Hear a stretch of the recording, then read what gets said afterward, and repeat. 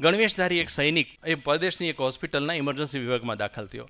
એને જોઈને તો તરત જ એક નર્સ એને દોડતો હાથ પકડીને લઈ ગઈ અને એને એક ઘણા બધા નળીઓથી વીંટળાયેલા એક દાદા પાસે ઊભા રાખી અને એણે કીધું કે દાદા, તમે કહેતા હતા ને તમારો દીકરો લશ્કરમાં છે ને આજ આવવાનો છે, આવી ગયો છે.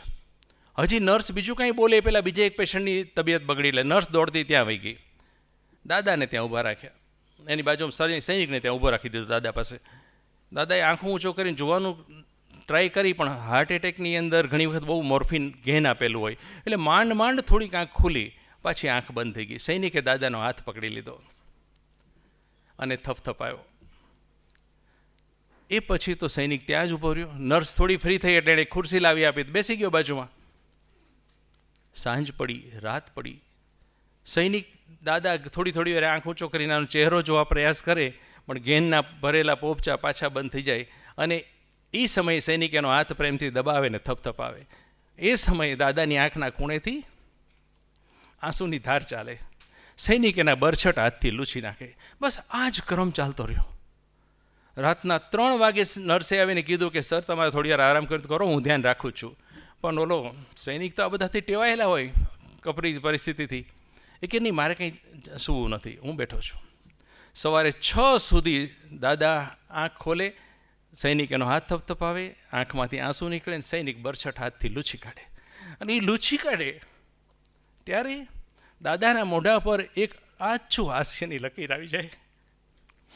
આ ક્રમ ચાલતો જ રહ્યો સવાર સુધી. 6:30 દાદાનું હાર્ટ બંધ પડી ગયું, શ્વાસ બંધ થઈ ગયો. એટલે સૈનિકે નર્સને બૂમ પાડી. નર્સે અને ડ્યુટી ડૉક્ટરે બે ખૂબ મહેનત ખૂબ કરી એની હૃદય શરૂ કરવાની, પણ થાકેલું બીમાર હૃદય પાછું શરૂ ન થયું. હોસ્પિટલની ઔપચારિકતા પતાવીને નર્સ સૈનિક પાસે ખરખરો કરવા માટે આવી, પોતાની વેદના વ્યક્ત કરવા માટે આવી. હજી નર્સ કાંઈ બોલે પહેલાં સૈનિકે, નર્સ, દાદા કોણ હતા? તો કે અરે, તમારા પપ્પા નહોતા? તો કે નહીં, મારા પિતા તો નહોતા. તો માફ કરજો, મારાથી ભૂલ થઈ ગઈ. તો કે કંઈ વાંધો નહીં, મને ખબર હતી તમારાથી ભૂલ થઈ ગઈ છે, પણ મેં જોયું કે એ સમયે એક વૃદ્ધ માણસ જે મોતની કગાર ઉપર ઊભો છે, એને એક દીકરાની તમન્ના છે જોવાની, અને એનો દીકરો પહોંચી ન શક્યો અથવા પહોંચી શકે એમ નથી, એને મારા હાથની જરૂર હતી, મેં આપ્યો. બસ, થેન્ક યુ. આ નહીં, નર્સ એને જોઈ રહી કે પોતાના કાર્યક્ષેત્રની બારે ઘણી ફરજો આપણે અદા કરવી જોઈએ ને, એ જ જીવન જીવવાની કળા.